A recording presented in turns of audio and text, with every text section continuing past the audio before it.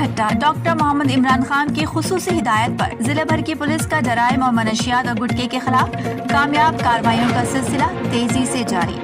4 ملزمان گرفتار، 300 پیکٹ گٹکا، 110 لیٹر دیسی شراب، 110 بیگز ماوا برآمد کر لیا گیا۔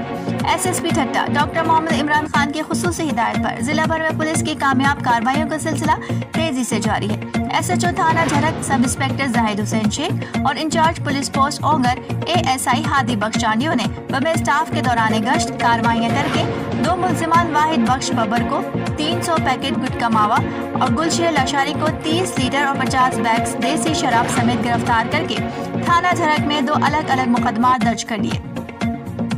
انچارج پولیس پوسٹ غلام اللہ سب انسپکٹر صفدر سولنگی نے بم اسٹاف کے دوران گشت کارروائی کر کے ایک ملزم گلشیر پاڑیڑی کو 60 بیگز دیسی شراب سمیت گرفتار کر کے تھانہ ساکرو پر منشیات ایکٹ کے تحت مقدمہ درج کر دیا۔